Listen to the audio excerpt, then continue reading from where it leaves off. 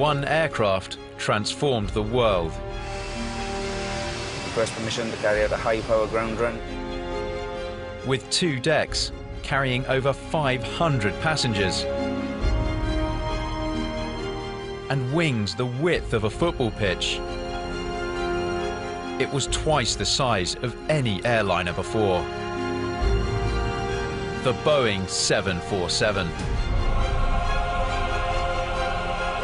Affectionately known as the Jumbo Jet. Okay, going up on 1 and 4. It's still an engineering marvel. It's just awesome, the power of these things. Now, as one 747, Victor X-Ray, is stripped to its bare bones and given the biggest overhaul of its life, there's a rare opportunity to explore deep inside its hidden features. Wow, this is pretty cramped. That is massive. A 200-strong team of highly skilled engineers take on the challenge of checking over 20,000 parts of this mighty aircraft. If we don't take that out now, that crack will just run and run and run. Safety is paramount in this finely balanced machine. Every component, from its engines to its kettles, must be intricately examined for damage. The amount of knowledge and experience we need to learn is just incredible. I've got 3 children, they're very proud that Mummy works on airplanes. Well, when you see it barreling down the runway as well, 140, 150 knots, you think, I did them bolts up. And we'll reveal what happens to a Jumbo when it reaches the end of its working life. This is Engineering Giants.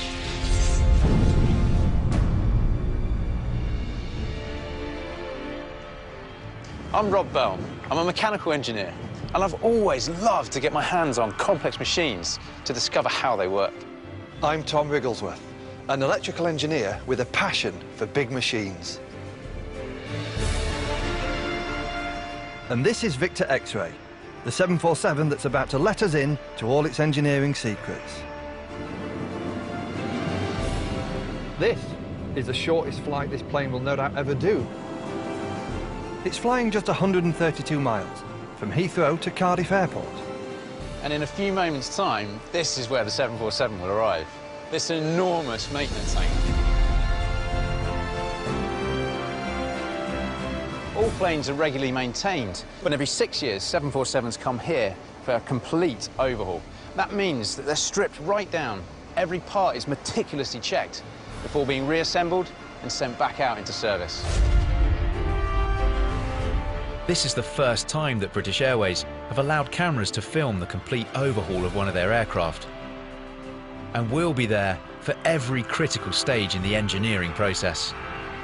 This is a perfect opportunity for me and Rob to see deep within the Boeing 747 and appreciate how amazing these enormous machines are.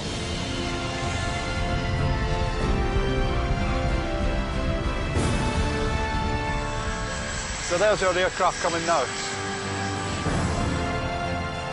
Victor X-Ray was the 1,172nd Jumbo to be manufactured by Boeing.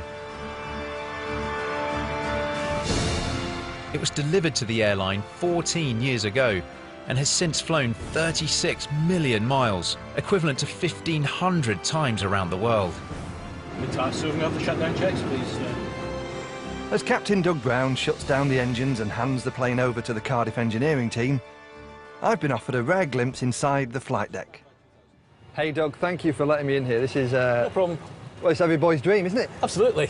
Every boy's dream. What is the least used or pressed switch? To be honest, very few of them get used in flight. When the 747-400 was designed in 1989, it moved from being a 3-crew airplane with a flight engineer's panel there, which had thousands of buttons, dials and gauges, and a full-time flight engineer, to an automated 2-crew airplane with just 2 pilots. So this is a simplified version? This is, in some ways, yes, but what's going on behind the scenes is quite complex. The actual heart of the airplane is this flight management computer.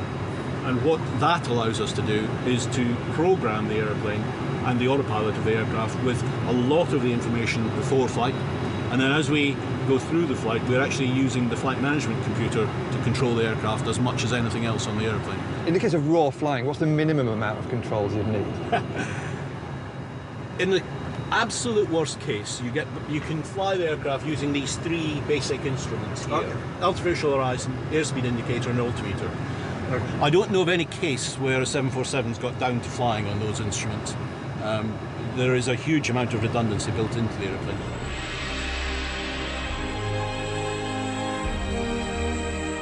Now, it's time for the £200 million worth of 747 to be carefully towed into the maintenance hangar, where it will live for the next 5 weeks.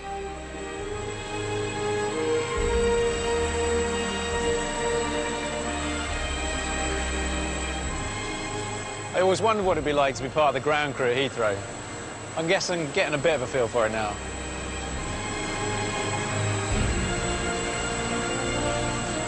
Handbrake on, good to go.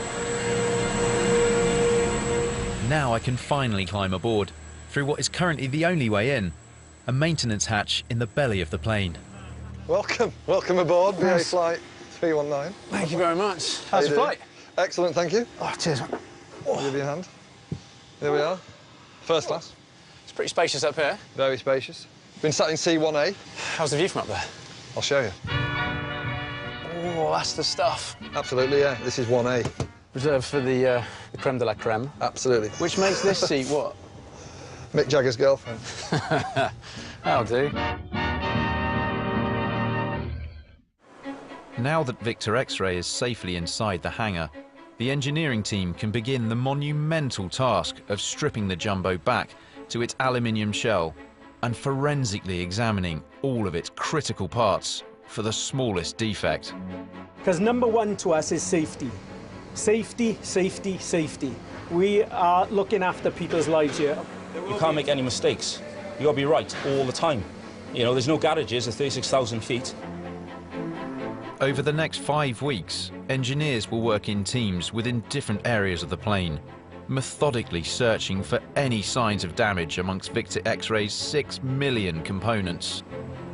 One day we come into work and we'll be doing the cabin, which is very involved. There's all sorts of different disciplines of engineering that the cabin holds.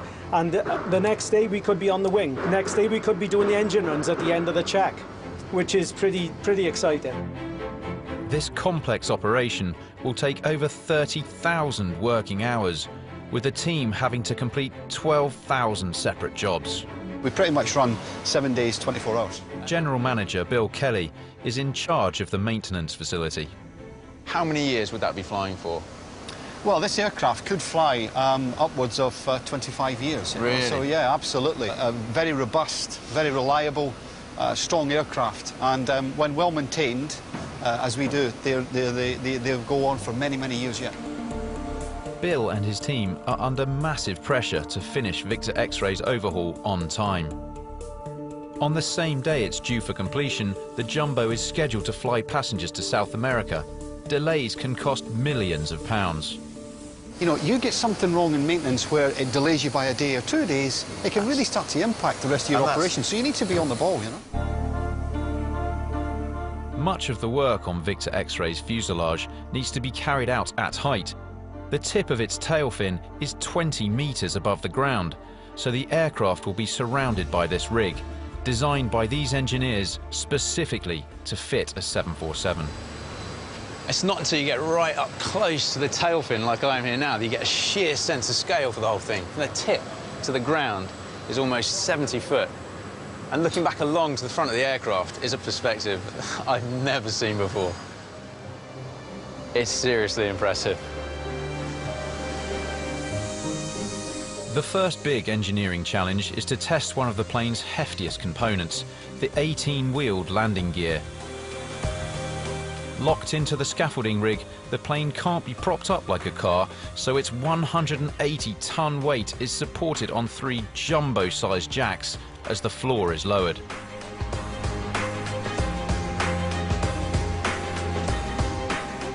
So I can see clear ground now between the wheels and the floor.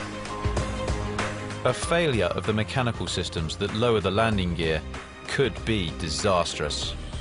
So this is the only occasion when engineers have the opportunity to check that the wheels can drop safely if the pilot has to rely on gravity. Whoa, jeez. And here they come. The landing gear weighs as much as a double-decker bus, so if it was simply allowed to fall down, it could potentially cause serious damage. Let's get the front one done. So its mechanisms are designed to offer enough resistance to control the speed of deployment. So now they've dropped, the guys are just giving them a push to get them finally locked into place. If you were in air and you had to do that, the pilot would just kind of swing the plane a bit and get them to swing out and lock. And for the back gears there, the air pressure that's flowing past it would lock those back into place. What are these two plates at the top here? Well, on the nose wheel, you've got no brakes. Okay. So when the aircraft takes off, the wheels are spinning pretty fast. So those are basically big scuff plates. The tyres will hit them, and it just slows them down and stops them. Okay, okay. Inside Victor X-Ray, the cabin team are preparing to strip out all the seats. Melanie Gedders and Janice Nash are among a growing number of female engineers working at the facility. You say you work for British Airways, everybody knows the label, the brand, and they assume that you're cabin crew, you know? They don't naturally assume that you work in engineering. So it's something to be proud of. I've got 3 children, they're very proud that Mummy works on airplanes and fixes airplanes, so that's definitely one to tell the kids. Brilliant. Yeah, you go home from work one day and all your friends saying, have you been stuck in the office? And then you go home and say, I've been walking the wing today, and they're like, wow, it's great. Through rigorous training, engineers must learn every facet of the 747. Stan Williams first worked on the Jumbo 19 years ago, and flying on one has never been the same since. I'm listening for everything. You listen out. You can't help it. I wish I didn't. Sometimes I'll put headphones on because you don't want to hear. There's lots of noises, different noises that go on an aircraft when it's in flight. And but you can't help it. It's in our blood, if you like. Before everything disappears from the cabin, This is the CSD's office. cabin crew member Becky Wadsworth has agreed to reveal some aspects of working on a 747. She spent over 10,000 hours in the air on planes like Victor X-Ray, where space is extremely tight. These are the ovens. These are the ovens, okay. Yeah. On an average flight, Becky and her team will serve 300 passengers over a ton of food and drinks. Is it true that when there's 2 pilots on board, they have to have a different meal? That's absolutely. So, you know, should there be something wrong with the chicken, for example, then you don't want them both coming down ill with the same things. And it's those little flashpoints that, I mean, who decides first? It's normally the captain. Captain first, co-pilot gets what's left. Absolutely. I mean, the captain will often say, you choose first. Oh, what a lovely English tradition. A 14-hour flight in cramped conditions is hard work. Well, you would hope that they would discuss it. So today's 747 crews are able to use a secret compartment above the passengers' heads. At the stairs, here is the crew rest area. Space is of a premium, isn't it, up here? Absolutely. Cosy. Oh, wow. So what's the longest flight you do? It's about sort of 14 hours from Singapore. And in that time, then, how long would you get to spend enjoying this luxury? You'd get about, sort of 3.5 hours rest. So I think what you also should have is a little button to call a member of the public up to help. Back down in the cabin, the next test is on a critical safety component that airlines hope their passengers will never see. Go on. Whoa! That was impressive. Failure of the chutes is not an option. With lives depending on them, they must inflate within seconds and stay inflated. So all 12 chutes are sent to the interiors workshop for rigorous testing. Wow, it's huge. Here, specially trained engineers like Michael Wake ensure that the slides are leak-free and inflate at incredibly high speeds. Basically, they've got to open up within a certain time limit, Okay. which on these particular unit is 3 seconds. Okay, so what's the process behind inflating one of these rafts, Mike? The door open. Yep. And then the cylinder then charges 300 psi. And that's this here? Yeah. There's a huge technical challenge with the inflation of such a large device. To inflate something the size of an aircraft life jacket, a small canister can provide enough air. But the same system would require a 3-metre-long canister on an escape chute. So instead, when triggered, the canister of compressed carbon dioxide and nitrogen delivers only an initial boost. The clever technique is that these gases are forced through a narrow gap, which causes them to accelerate rapidly. This acceleration creates a vacuum that then sucks in enough ambient air to inflate the entire slide in 3 seconds.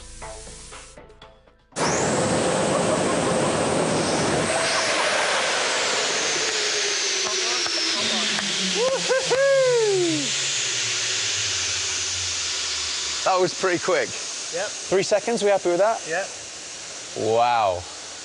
And look at it, I mean, it's Solid there. absolutely solid. Testing the escape chute is the easy part. Now, like a parachute, the 30 square meters of material must be folded precisely back into its container, measuring just half a square meter. And typically that'll take how long? 6 hours of hard labour. Wow. It's as much an art as science.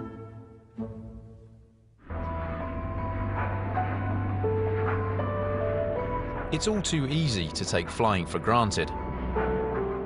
As passengers, we're oblivious to the fact that the enormous metal tube we're travelling in is flying through the air at close to 600 miles an hour, and at a height similar to Everest, an atmosphere unable to support life.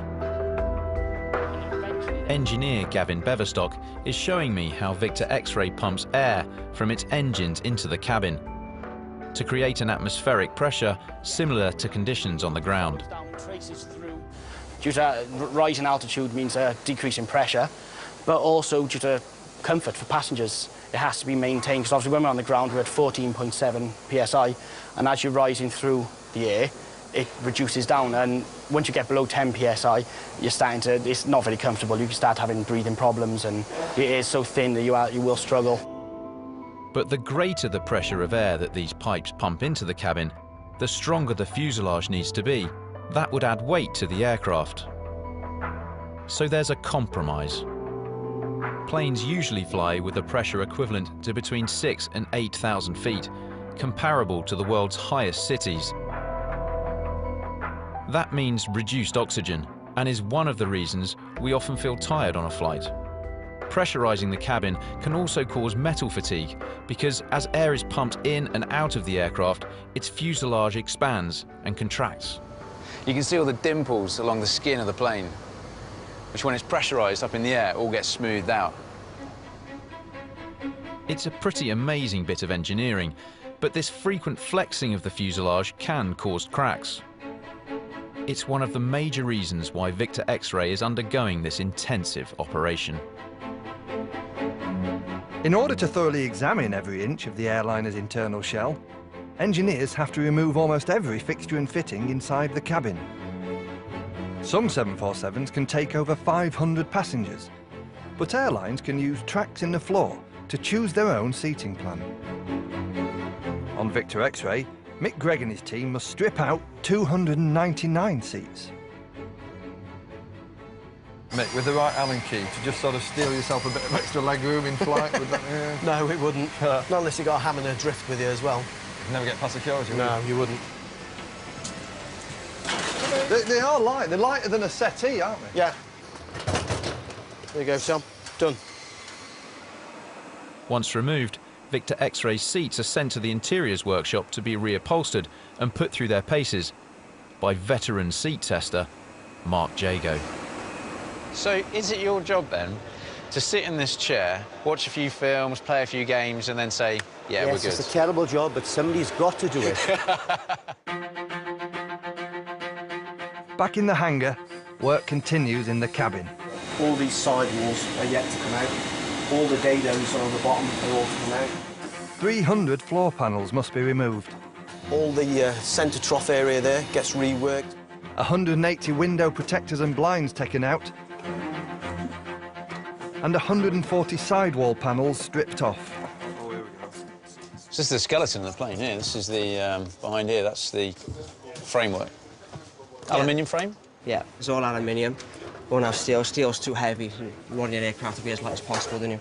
And that installation is pretty vital, isn't it? 'Cause it's sort of minus 50 degrees outside. Yes, it is. I believe it's about minus 56 degrees, around 30 to 35,000 feet. And that's enough to protect you from that minus 50 odd outside. It's 2 days into the overhaul, and most of the first-class cabin fittings have been removed. The team can now begin the painstaking task of searching every inch of the internal frame for the smallest of defects. And lo and behold, we found a little crack down in the corner, which we're going to put right, yeah. Your favourite seat, 1A? 1A is my favourite. Shift manager Paul Thomas has discovered a minor crack in one of Victor X-Ray's floor supports.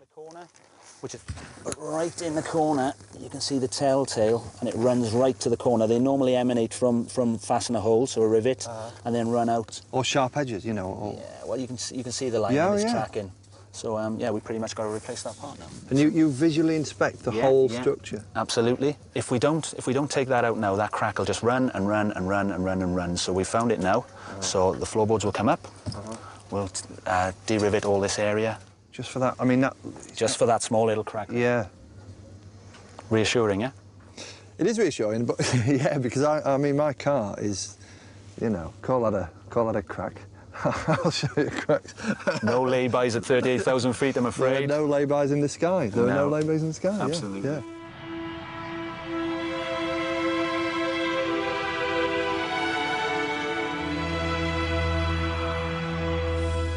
It's day 4 of the overhaul, and work's beginning on Victor X-Ray's largest components, its wings. Really, from wingtip to wingtip, we're looking at about 211 feet. So a huge wingspan. That's about a football pitch, then? About a football pitch, yeah. Overseeing the work on the aluminium and carbon fibre wings is shift manager Chris Morgan. Obviously, they're very sturdy, but there's quite a bit of movement, isn't there, in the actual... Yeah, so, I mean, if you can see this movement here now, you get a total displacement up and down is about 32 feet. That's because you don't want a wing to be rigid. They need to allow for turbulence, they need to allow for airflow. How air flows around a wing is crucial to achieving flight, and yet, incredibly, even among experts there are different theories to answer the question, how does a plane fly? And most people have that question answered with Bernoulli's theory. And Bernoulli's theory suggests that air going over the top of the wing has to travel further than the air underneath. Because it's got to travel further, it speeds up. Because it speeds up, the air particles spread out and diffuse. This results in lower pressure above the wing than the pressure beneath. That pressure difference literally pushes the plane into the air. But this doesn't explain why planes can fly with symmetrical wings. In fact, it's the angle of the wing and the amount of air it deflects down that matters. Because according to Newton's third law, the air force downwards results in an equal and opposite force upwards onto the underside of the wing. At the right speed and angle, this is enough to lift the plane into the air. In flight, Victor X-Ray's wings are subjected to enormous forces. Apprentice Lewis Robinson Hoare has been scouring the surface of this wing to find any damage that may have occurred. We found some damage during inspections, which the damage is round there, where all that is pulled away from the structure below it. OK, so the composite started to come apart. Defect spotted, it can now be repaired. It turns out that Lewis's engineering passion runs in the blood. 3 generations of my family have worked, so it's just run with the family, I suppose. Yeah. And are they on shift with you sometimes? No, my dad's on the opposite shift to me. OK. Which is OK. And my Bampy's retired now. Yeah. So, but he used to work in here as well. Lewis's next job is on Victor X-Ray's flaps, vital components which increase the surface area of the wings, allowing aircraft to fly at slow speeds. The only way the crucial hydraulic and backup electrical control systems can be thoroughly checked is to remove the flaps. Lewis has to control this crane with absolute precision. The crane has been set to 0.9 of a tonne, which is the exact weight of the flap they're removing. That's so when the last guy undoes the last bolt, the wing doesn't drop to the floor or fly to the ceiling. Is she off?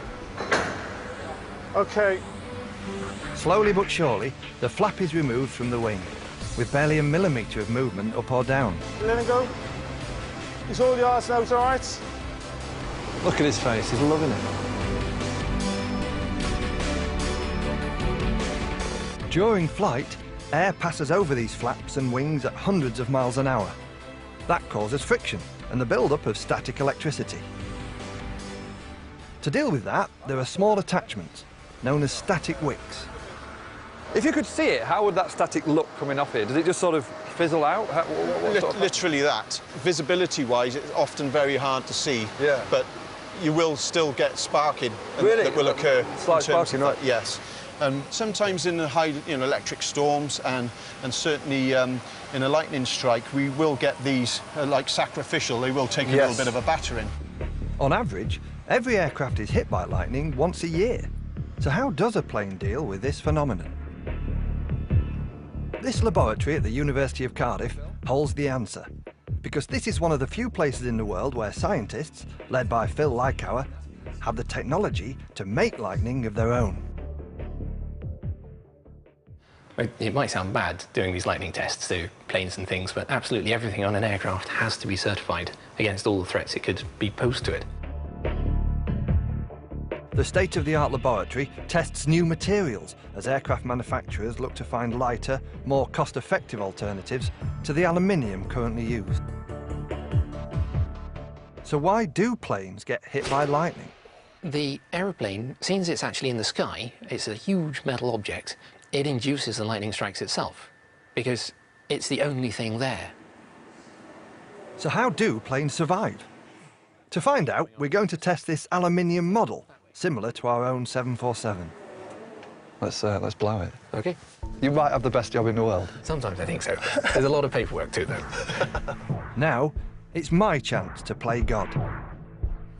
Basically, when I say fire, it's very easy. Just press fire. And fire.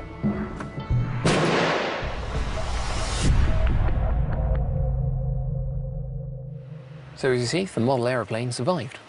It did. It looked perfectly intact. Everything and everyone inside a plane's protected by the aluminium fuselage, which is a good conductor. It allows the electricity to take the path of least resistance, along the fuselage and out again. What would the passenger feel? They might hear a loud thump, but that's about it. They shouldn't feel anything at all. A graphic experiment illustrates the dangers of using a non-conducting material, in this case, plastic. Fire. Which is why all new material combinations are so extensively tested.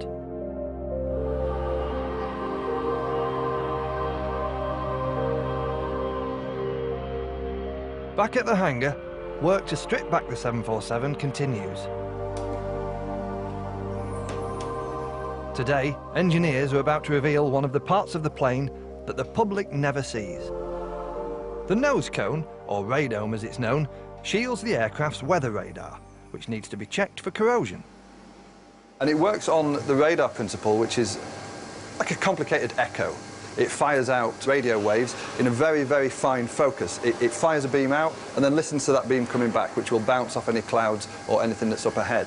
And that information is fired out at different angles to allow a huge range of sight, which is fed back to the flight deck so the pilot can take whatever action he needs to take.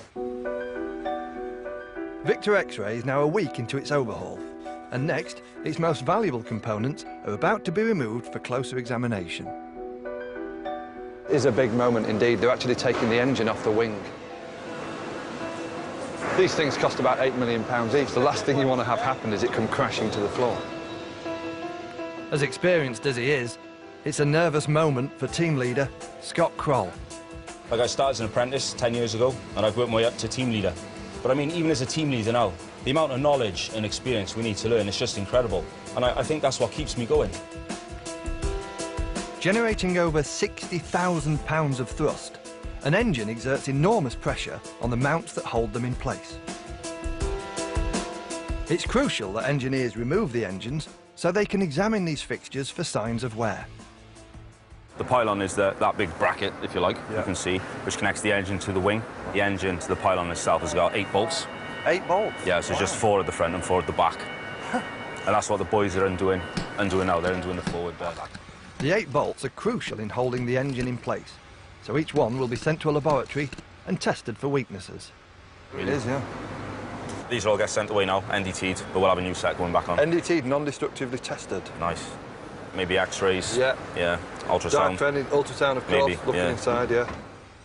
For the drop, the 7-ton engine is supported in a sling attached to the crane. It's an impressive operation to make sure this is all rigged up perfectly well, that nothing can go wrong. Yeah. You'll just be pushing it. Is it? I mean, it's heavy to push, or once now it's suspended, it's quite free? We're just supporting it. Obviously, we try not to.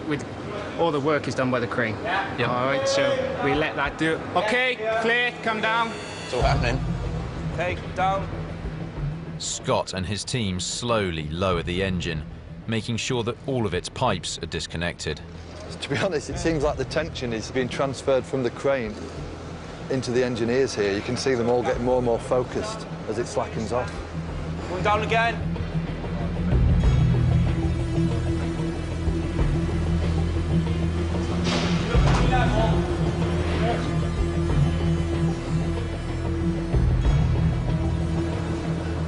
I don't think even steel toe caps would withstand the force of one of these coming down. Looking pretty good. We're almost there. Yeah, it's in. It's in? Yeah, we're good. And that, ladies and gentlemen, is a wrap. So at the end of the day, Scott, when you go home, you still got that job satisfaction with you? Oh, definitely. I mean, you know, every day I go home and I see my little girl and she says, Daddy, how did your day in work go today? And I say, honey, today Daddy fitted an engine. Not just any engine, an RB211. Oh, here we go. Full-on impression now. Yeah. When turning, the big fan at the front sucks in air, which is then compressed, mixed with a mist of fuel, and ignited in a combustion chamber. This produces a huge, continuous blast of energy in the form of hot gases. These are directed out of the back of the engine, producing some of the engine's thrust. The energy from the combustion is also used to spin the front fan faster, sucking more air in. This air is directed around the outside of the core and forced out of the rear, producing the rest of the engine's thrust. The 24 precious titanium fan blades, which provide the lion's share of the aircraft's thrust, can now be removed and examined by Chris Thomas and his team for damage. Is it heavy? Can I have a... I mean, it's not in considerable weight, but it's lighter than I thought it would be. The titanium blades are hollow to save weight. So what exactly are you looking for when you're doing those inspections? OK, when I inspect the blade, I inspect the surface of the blade, the leading and trailing edge of the blade for any erosion damage, any chips or dents, and corners missing, and any impact damage you can get on the surface of the blade. Blades can be damaged by hail or bird strikes. All the blades I've got on the blade root here. You can see all the markings on the blade roots. Yeah. Each blade is serialised, and they're put in a specific location to balance the hub. So much like on a car wheel, say, when you've had something done with your car wheel, it needs to be balanced. So when it's going around a high speed, it's not causing a load of vibration. So if you've had to do some work on one blade, you might have to rebalance the whole thing, not just that blade. That's right, yeah. Wow.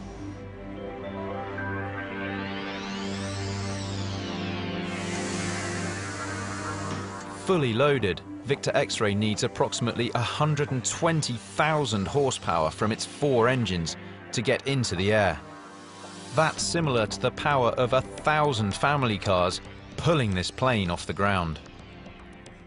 It's just in through this hole here? Just in through that hole there. This one here? That one there, yeah. And generating that level of thrust is thirsty work. Wow, this is pretty cramped. I'm crawling up into the bowels of the 747 with engineer Phil Taylor. He will spend over 2 weeks looking for leaks inside the aircraft's labyrinth of fuel tanks. So Phil, this is It's the main tank here. We're in the centre wing tank, which is situated between the two wing sections. Above you is the cabin area with the cabin seating. Okay. And you're in the forward mid-section of the aircraft, basically. It holds 65,000 litres. 65,000 litres? Certainly. And is that all in this bit here? No, this is one compartment of 6 compartments going towards the rear of the aircraft. But there's more than one tank on a plane? There's 8 in all. So how much fuel are you looking at there across all of it? The fuel quantity for the whole aircraft is 216,000 litres. Well, that is massive. I mean, your average size car is what? I don't know, 60 litres, something like that? 60 litres, so approximately 3,500 cars you could fill with one jumbo full of aviation fuel. Victor X-Ray is now 2 weeks into its 5-week overhaul, and so far it's on schedule. Engineers have completed over 5,000 of the 12,000 jobs that need to be done before the 747 can be classified as airworthy again. In the cabin, the last remaining floor and wall panels need to be stripped, along with a toilet module. No, I'm, I'm good to go, Mick. Right, OK. I've been roped in to help. OK. Stinks, Mick. Did tell you that. Woo! Oh. Now, Mick, on a lot of old trains, I know that anything that was produced would just be dumped out onto the track. And from that, I think there's developed a sort of urban myth that suggests the same happens on planes. Has that ever been true? No, it ends up in the aft freights, which is right down the back of there. Right. Got 4 tanks. I last met Mick removing all the seats. And I wondered if working on aircraft for 19 years made him feel more or less comfortable about flying in one. I love flying anyway, so I mean, it doesn't bother me in the slightest. Yeah. I've always loved flying. But the wife doesn't like flying at all. Oh. So, I mean, we'll go on holiday to Lanzarote, something like that, yeah. And we sit there and the flaps will go down, and I'm sort of there, I'll go... Just grip in your hand. That's the flaps going down. And she'll go, shut up, I don't want to know, I don't want to know. Really? Yeah. In an industry where safety is paramount, even a toilet is a highly engineered piece of kit. As an electrical component that could cause a fire, it has to undergo stringent tests before it's passed fit to fly. The tests are carried out at the company's avionics facility outside Cardiff. Here, the hundreds of electronic gadgets used on a plane, from navigational aids and in-flight entertainment remotes to toilet flushing systems, are stripped, tested and calibrated by highly skilled engineers like Martin Jenkins. So, what happens when you go to the toilet on an aeroplane, Martin? Right, when you actually finish what you're doing, you press your little button which is on the side of the toilet in the cabin. It is. There's a massive whooshing noise. Which is what we heard earlier on the actual rig. You get a spray of water from the top, and the vacuum gets created in the bowl and sucks it all away. Above 16,000 feet, air pressure outside the plane is considerably lower than inside. By opening a small vent, the waste pipe and tank are brought to the same low pressure as outside, effectively creating a vacuum. This means that when a seal on the toilet bowl is opened, anything in the bowl is sucked away into the pipes and waste tanks. When you're flying, Martin, when you go to the toilet in the air, you must have an ear now for what is the perfect flush. That's a good point, actually, because sometimes you might get an actuator that is actually working, but not to the full capacity. And as you just said, you can pick it up as you're listening to it. When the actual flush cycle, you might not hear it, but I probably would, yeah. And the other guys that work it as well.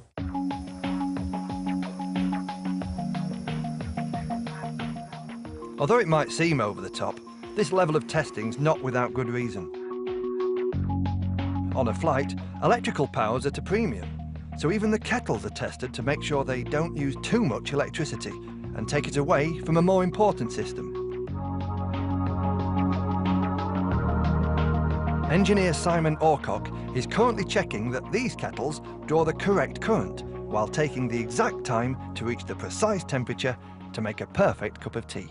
We boil it at 83 Celsius plus or minus 2 Celsius. The board of tea tasters have decided. If you get a packet of say, PG tips or whatever, there it says boil a kettle. It says hot but not boiling, doesn't it? Yeah. Oh, it's amazing. Even the kettles are over-tested. Yeah. When the 747 flew for the first time over 40 years ago, Many of these devices being tested here hadn't even been invented. As technology has evolved, manually controlled cables and pulleys have been replaced by computer-controlled electronic signals transmitted by wires. Beneath Victor X-Ray's passenger compartment is the cargo bay, surrounded by the 172 miles of wiring that connect all the plane's complex systems. Just looking around, there are miles and miles of wiring here. Many of these cables flow from the pilot's controls to these vital computers, currently being examined by avionics engineer Nick Jordai. The first 747s were designed back in the 60s. I presume those wouldn't have had any of this? No, the racks were built, but it had totally different boxes on. The boxes were much more primitive than they are now. So how would what these boxes do now have been done back then? Well, a lot of the functions done by these boxes used to be done by the flight engineer. That role's redundant because of these guys? Done by them, yeah. There's a thought. Machine taking over man's job. It's now just 3 weeks until Victor X-Ray is due to fly again.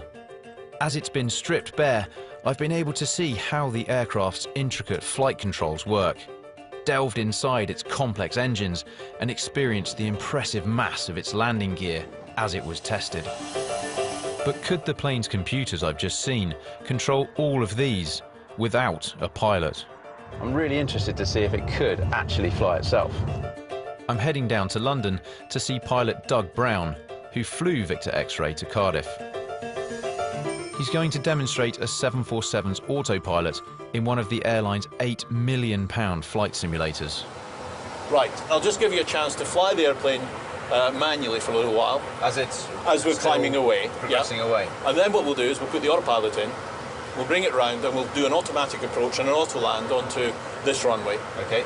So essentially there are 3 planes to be thinking about. One is pulling back to be able to lift off vertically. You've got the steering and the pedals to keep yourself down the runway on that plane. But then you've also got on this horizontal level as well to keep control. What does this control? All 4 of the engines. So engines 1 to 4, forward thrust on there, and you can see that the engines spool up. Oh, here we go. It's actually on there. Yeah. Okay. Now I'm going to put full power on.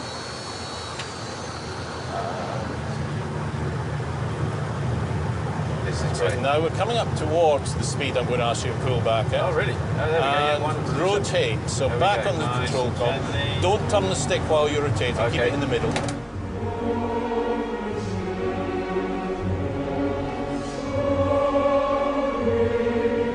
That's nice. A bit further, I'm going to select the landing gear up. This is amazing. This is amazing. Once up, it's a tight 360-degree turn so that we can simulate an automatic landing. Can you see the airfield ahead? I can, straight ahead, yes. We're going to let the autopilot run through and we'll go right through to an auto land. Would autopilot be able to do that itself? The aircraft will land itself if the pilot has set it up properly to do so. Fine. The autopilot is now controlling the 747's approach to the runway, altering the pitch and direction of the aircraft. It can also control the level of thrust. But the autopilot cannot extend the wing flaps, which slow the aircraft down, or deploy the crucial landing gear. 50. Now it's going in. You see it? 30. Okay. Only then can the 747 land itself, although the autopilot cannot apply the brakes. So now you stick the reverse thrust on? We do. Okay. And that? A little bit of brake. That's it. Fantastic. The 747 is a remarkably intelligent machine, but it still requires skilled pilots to fly it. And it's the high level of training which is one of the reasons why flying statistically remains so safe. Another reason is that the airline industry has learnt valuable lessons in rare accidents through an iconic component housed in the tail section of a plane. Here they are, 2 black boxes. This on the right is the data recorder, records all the telemetry of the flight. And on the left is the voice recorder, which records all the pilots' voices. The two black boxes are regularly tested at BA's avionics lab, where I met up with engineer John Davies. This is a black box, but as you can see, it's not actually black, it's painted orange. And that's because it's clearly identified in any incident. It's a big old tape recorder. It is a big tape recorder. That's what basically it is. As you can see as well, the tape is actually surrounded by two thermal packs, which are chalk. Spring-loaded as well? Spring-loaded as well, yeah. With two thermal packs, which are chalk impregnated with water. So in the event of a fire, that water turns to steam, keeps then that tape at a steam temperature. OK. So it won't destroy the tape. And what sort of temperature range is it specified to? It should withstand 1,000 degrees C over a 30-minute period of time. That's where aviation fuel burns.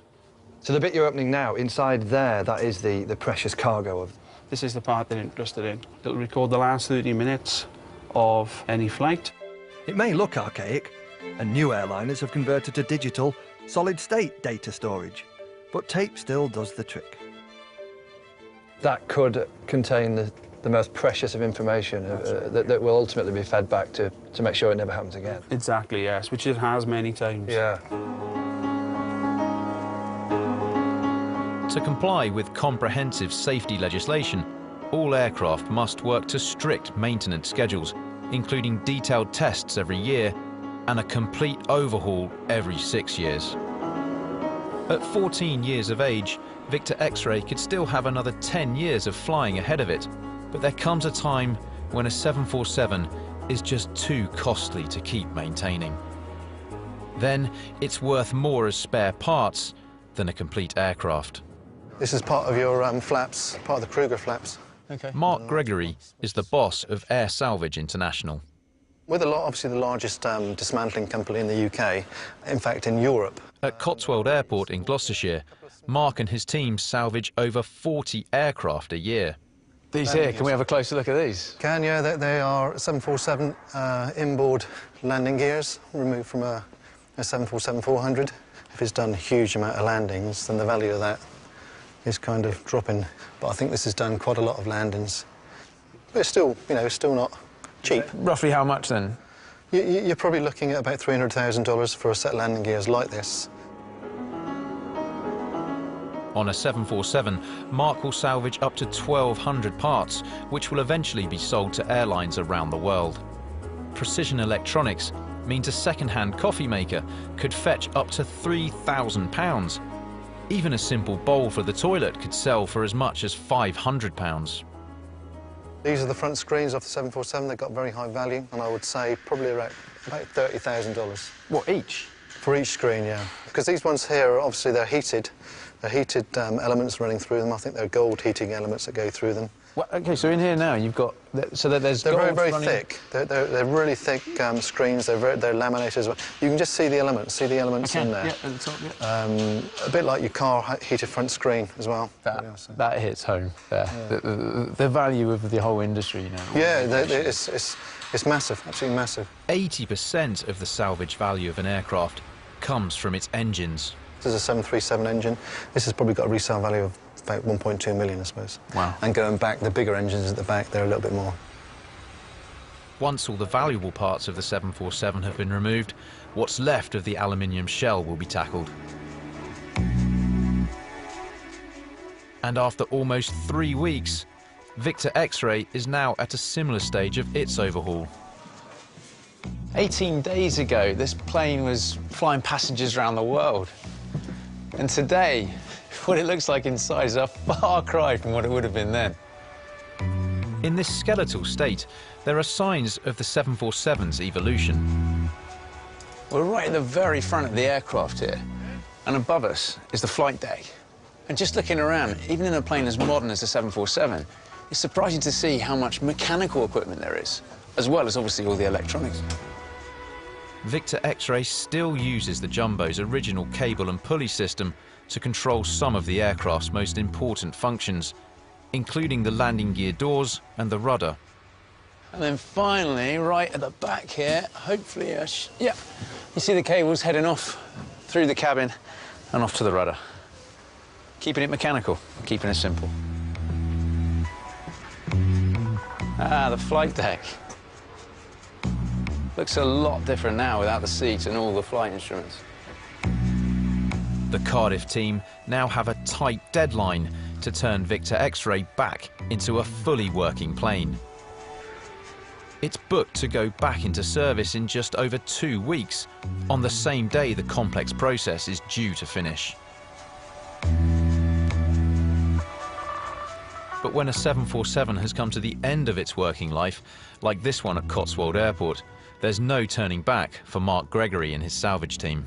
We've removed over 130 tonnes of equipment, and all we're left with is now 100 tonnes of aircraft, which has got very little value because the only value that's there is the metal. At this point, the final part of the demolition process can begin. So we'll take the tail off first, chew the tail up.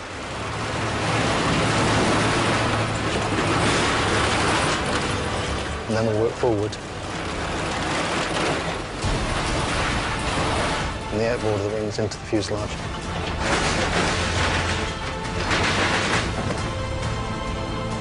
And then through the rest of the body then.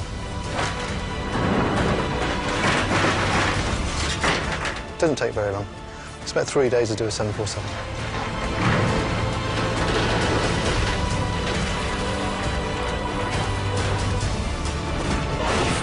It really is all the guts and the veins and everything just being pulled out of the whole machine.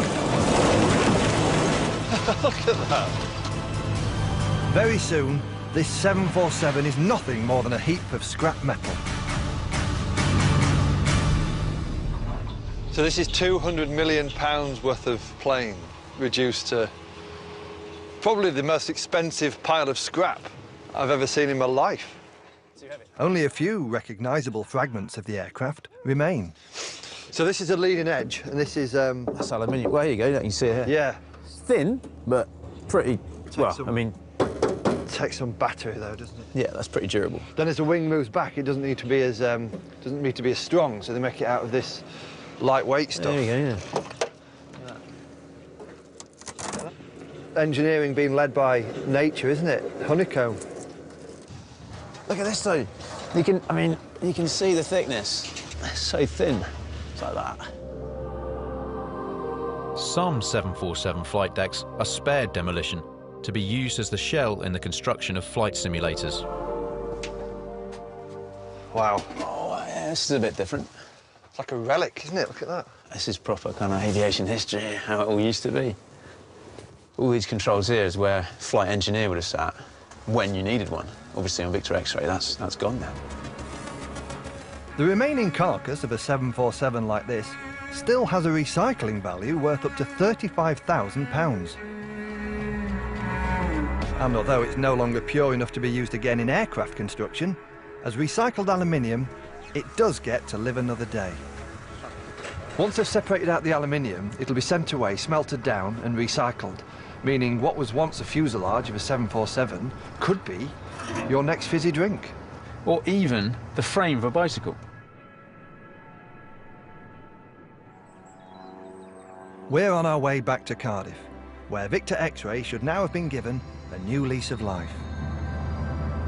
Last time. Last time indeed. It's heading out. Tomorrow evening, it's due to head back into service.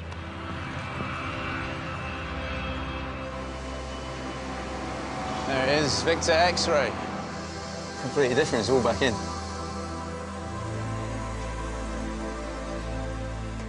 It does smell new. It does smell new. Last time I was here, this was all completely open. Yeah. It's all on again, the screens are running, good.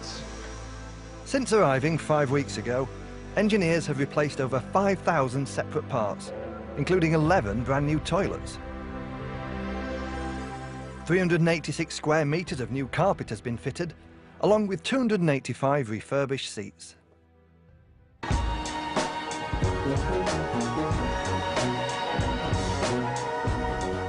And there are 14 brand new first-class seats, for passengers paying upwards of £5,000 a flight for the luxury. Wow. Oh, wow. Hey. Oh. Oh. It's mad to think it does all this and it flies. In just over 24 hours' time, these seats should be occupied by paying customers en route to South America. So now, for the first time in 5 weeks, Victor X-Ray is towed from the hangar for the final critical tests that need to be carried out to ensure all the parts of the aircraft, including its 4 engines, are working.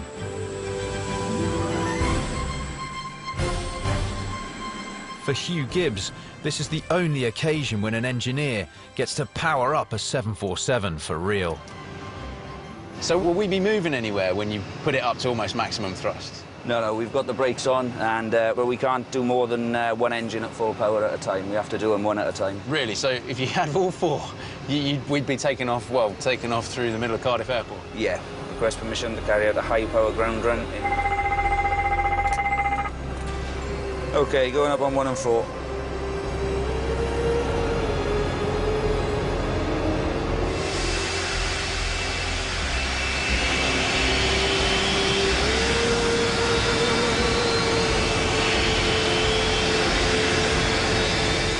The sensation of being here right now is kind of what you get when you hit turbulence mid-flight, but yet we're here on the runway, sat outside Cardiff Airport. It's just awesome, the power of these things. That was a brilliant, fun experience for me, Hugh, but from a technical perspective, how did it go? All went well. We had no problems at all. Got the high power, it was lovely and smooth, and it passed all the tests that we needed to do, so. And does running those engines up to throttle like that get any less exciting any time? No, I've been doing it for about 5 years now. I still love it.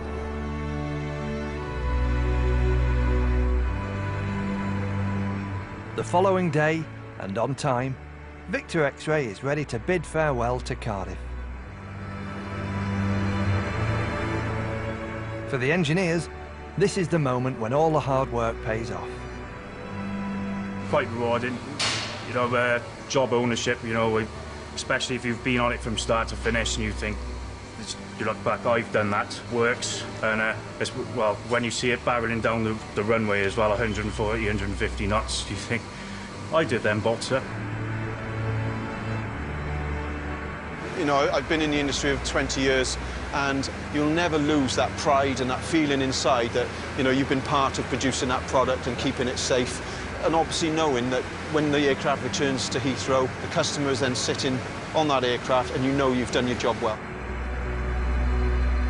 After 5 weeks, over 30,000 working hours, and 12,000 separate jobs, Victor X-Ray is ready once again to take to the skies.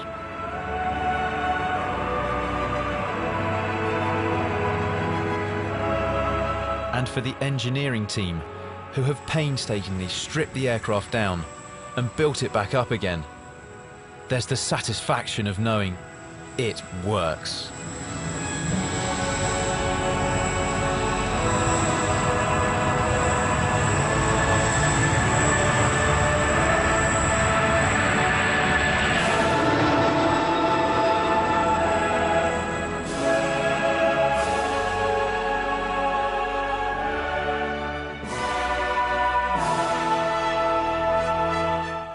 James May has some things you need to know here on BBC HD this evening at 10. But first, we're driving one of the world's most dangerous roads. Next.